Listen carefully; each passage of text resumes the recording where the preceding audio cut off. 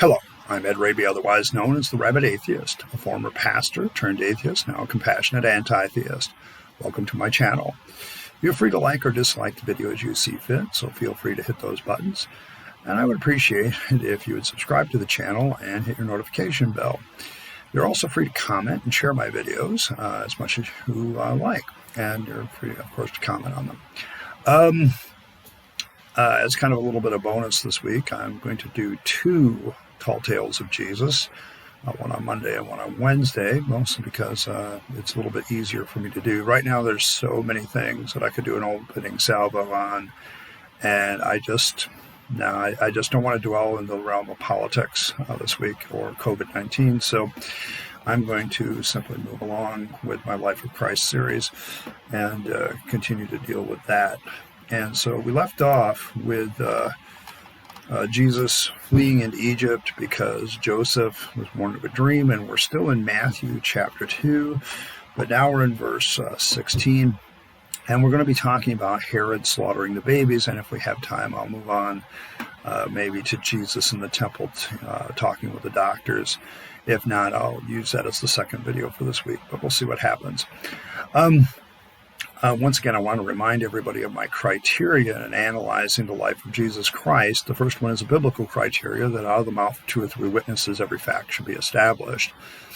So far, we have not had that in the entire life of Jesus. The claim of Christians, the claim of people that believe, is that the Gospels are four separate accounts of the life of Jesus Christ. And so far, we haven't had that at all. The only time we've had any kind of crossover is small little things like Joseph didn't have sex with Mary until after she gave birth to Jesus. And that's been pretty much it. Today we'll get to another one where Jesus and his family moved to Nazareth, where both Gospels talk about that. But even then, once again, what is the quality of these witnesses is the second issue of the two or three witnesses, because it's not just a question of number, it's a question of whether or not the witnesses are reliable. And so at that point, I go into the reliability of the witnesses. And then, of course, there are any other oddities about the passage, problem, evil issues, other issues when we talk about God. Absolutely. So here we go. But Herod slaughtering the babies is found in Matthew chapter 2, verse 16. We need to remember that the Magi have visited Herod, and they went and found the Christ child, and then they decided to go back home by a different direction. Joseph gets warned in a dream to move, gets up, takes off to Egypt. Okay, so obviously Herod is going to get word of all this, and this is his response.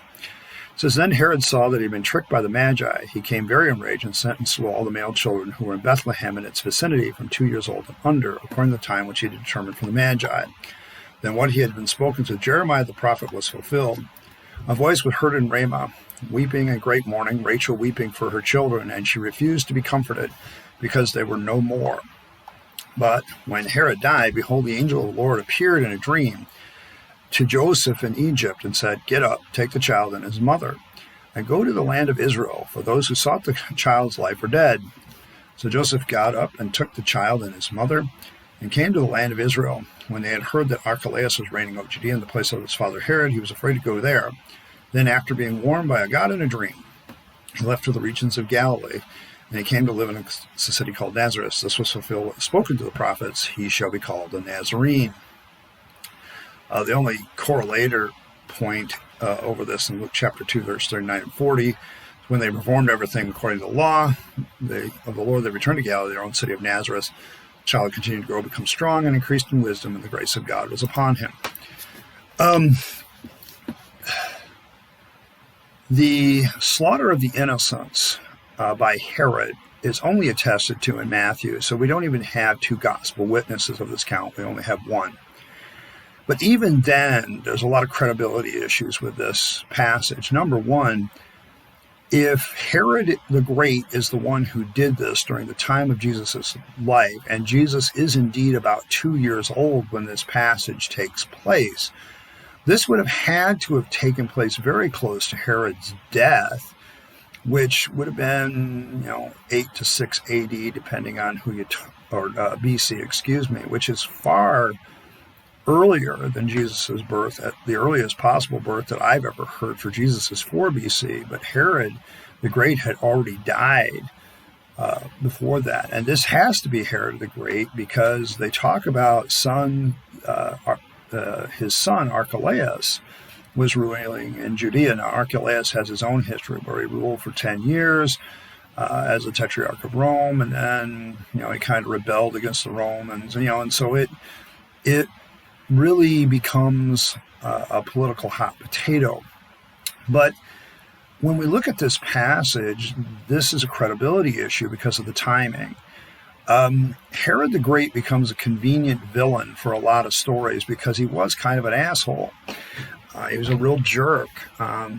He was a brilliant builder. He was a brilliant negotiator and diplomat and politician in the respect of dealing with other political entities. But Herod the Great had a mean streak, and he absolutely crushed any thought or hint of rebellion against his power.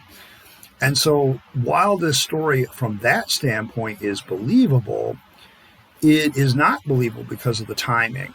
If Jesus is born in 4 BC, like the claims of many Christian conservative scholars, then Herod the Great could not have been on the throne for this slaughter, especially when you consider that this passage kind of indicates that Jesus was 2 years old, which would have been 2 BC, which is way after the death of Herod the Great. So we have a lot of real problems here with this passage because it's not just a question of only having one witness of Herod's slaughter of the babies, and there's no secular testimony of Herod slaughtering babies in Bethlehem that we could find. So we don't have a witness there. If we had that, we would at least have a collaborative witness to Matthew, but we'd still have some issues as far as whether the event actually took place. Another weirdness of the problem of this passage, of course, is the fact that a messianic prophecy is connected as proof that Jesus is the Messiah. And in order to fulfill that prophecy, we literally have to kill infants, children. I have a grandson that's almost 2, and we're talking his age and younger are all slaughtered in Bethlehem. Why? Why would God?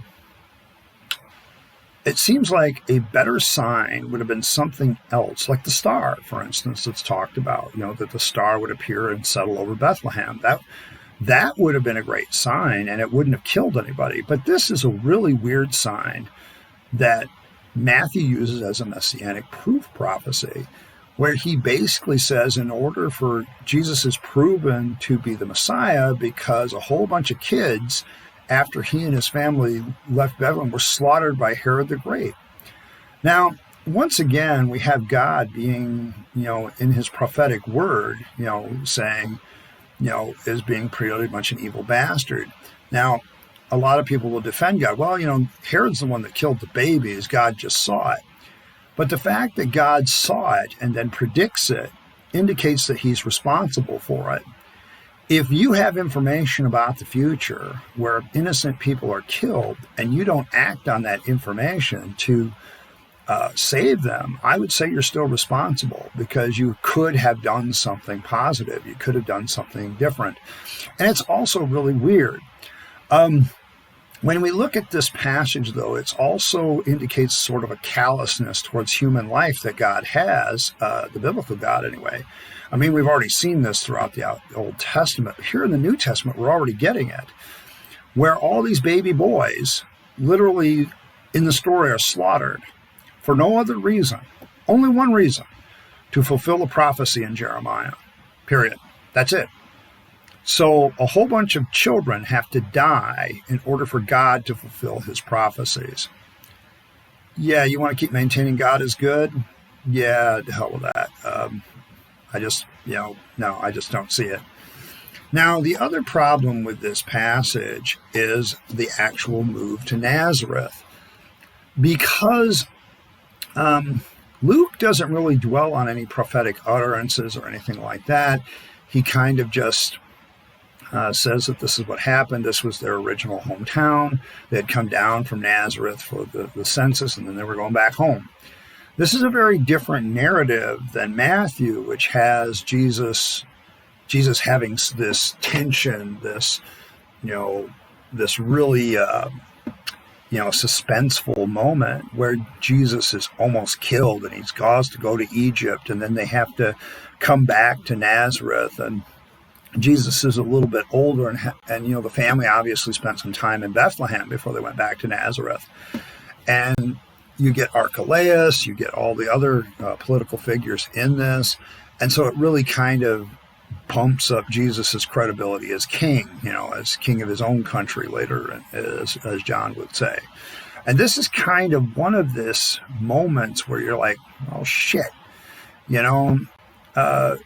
what's going on here with this move to Nazareth? Well, Matthew uses it to fulfill another prophecy. This is what I'm talking about when I say Matthew is very fast and loose with biblical prophecy. He has a tendency to go digging for prophecies, bringing them back to the story, and then writing a story around the prophecy to prove that this fulfills the messianic prophecies, that proves that Jesus is the Messiah. This is not somebody writing history. This is somebody creating history, or creating a story to wrap around a legend that makes the legend a little bit bigger and a little bit wider. I'm not trying to be a jerk about this, but what we're really dealing with here is an issue of where in the world this prophecy is, too. Because it's not just a question of Matthew being very fast and loose with prophecy. This time he gives us a prophecy that doesn't even exist in the Old Testament. He shall be called a Nazarene. It does not exist in the Old Testament. It literally does not exist. There are some people that use the righteous branch prophecy as this, but that has nothing to do with this. The whole issue is that if there was a prophecy that would fit this, it would be a prophecy that says he will live in the town of Nazareth. There is no such prophecy, but Matthew says there is one. And this leads to another credibility issue with the author of Matthew. Because if it is Matthew the tax collector, he's, dude, you're kind of making crap up as far as I can tell. You have no other witnesses. And this is kind of where we're stuck, okay? Because you as a writer, whoever wrote Matthew, definitely makes stuff up to wrap around the prophecies so the prophecies prove Jesus. It's not the other way around. It can easily be explained as Matthew making things up in order to, do what he needs to do as far as bringing this forward. And so, this is what we have, and this is the problem that we continue to have. I do have a little bit more time, so I want to talk about what happens with Jesus from this moment on. They move back to Nazareth, and we lose sight of Jesus for quite some time. We don't really have a lot of records of Jesus' childhood. There's a bunch of Gospels that come later that claim to have records of Jesus' childhood, but they can't be verified. And they kind of are weird and fantastical, like somebody writing a legend story, and there's a reason why the church didn't even include them, because they're kind of out there. But now we have Jesus visiting Jerusalem as a 12-year-old boy. And once again, our criteria is not met. Okay, I'm going to read the passage. It says, "Now his parents went to Jerusalem every year for the feast of the Passover. And when he became 12, they went up there according to the custom of the feast. And as they were returning after spending a full number of days, the boy Jesus stayed behind in Jerusalem. But his parents were unaware of it, but supposed him to be in the caravan, and went a day's journey. Began looking for him among the relatives and acquaintance. But when they did not find him, they returned to Jerusalem looking for him. Then after 3 days, they found him in the temple, sitting in the midst of teachers, both listening to them and asking questions. And all who heard him were amazed at his understanding and his answers. When they saw him, they were astonished. And his mother said to him, 'Son, why have you treated us this way? Behold, your father and I have been anxiously looking for you.' He said to them, 'What is it that you were looking for me? Did you not know that I had to be about my father's house?' But they did not understand the statement which he had made to them. He went down with them and came to Nazareth and continued to be in subjection to them. And his mother treasured all these things in her heart. And Jesus kept increasing in wisdom and stature and favor with God and men. Using our criteria, once again, Luke is the only one who writes about this story. Once again, the Gospels don't give us any more than one witness, and we're still at that one witness. And we simply don't have any credible sources here. There's no historical record among the Jewish literature of a young boy astounding the doctors and lawyers, which at this time wouldn't have been who Jesus was wouldn't have been an issue. This really feels like an addition to the story, and I could explain it this way. We wanted to have some sense of how Jesus grew up. Mark doesn't give us this. Matthew doesn't give it to us. This is why I think Luke adds it, and I think this is why Luke avoids the whole prophetic mess that Matthew seems to make. He avoids that. And instead, he says, okay, I'm going to make this a little bit more of a human story, and I'm going to talk about Jesus as a 12-year-old boy in the temple. We don't really have any other records of this other than Luke, so once again, so we have Luke making up a story as far as we can tell. And this is really one of those, grab a hold here. Any parent who suddenly finds that they don't know where their kid is will relate to this story. There's an emotional emphasis to the story. The writer of Luke knows how to use what he considers history in making people emotional. Okay, if I grant that it is Luke, the beloved physician, he's really good at doing this in this particular story. It talks about, one of the things with Luke is Jesus is always seen obeying the customs and obeying the feasts whenever possible. The only real controversy Jesus ever had was about the Sabbath. So that's never an issue with Jesus. But so his parents assume he's in the caravan as they're heading back to Nazareth. You didn't travel alone back in those days. You would gather with a group and we're going to head this direction. We're going to all head to Nazareth, so let's all band together. And that kept the robbers, bandits, and thieves off your back. But they didn't find him. They begin to look for him. They don't find him, so they head back to Jerusalem and find him in the temple, teaching and talking with the lawyers. Now, it's interesting that Luke makes an emphasis at the end that Jesus subjects himself to his parents, because in this particular incident, it sure doesn't look like he's doing that. He's 12 years old. He would have been bar mitzvahed by this time, which meant that he could act as an adult. And so, they're still anxious because he is only 12, but he could act as an adult. He's in there with the teachers and the lawyers, and he's talking with them and asking questions, and they're astounded. This is the kind of thing that I think Luke would write, given the tenor of a lot of his other stories, because it shows Jesus as growing and developing, and he's human as well as God. And so Luke kind of tries to bring that human side out of Jesus. And then, Jesus goes back and subjects himself, and he just grows in knowledge and stature, and everybody loves him. One of the things that I have to mention right now is somewhere along the line, I think Jesus, the character, would have had to become an actual rabbi to be called rabbi. And I think that's kind of the way the texts read, because Jesus is allowed later to get up and read texts. He's allowed to deal with the scriptures. I think he actually became a rabbi and a teacher.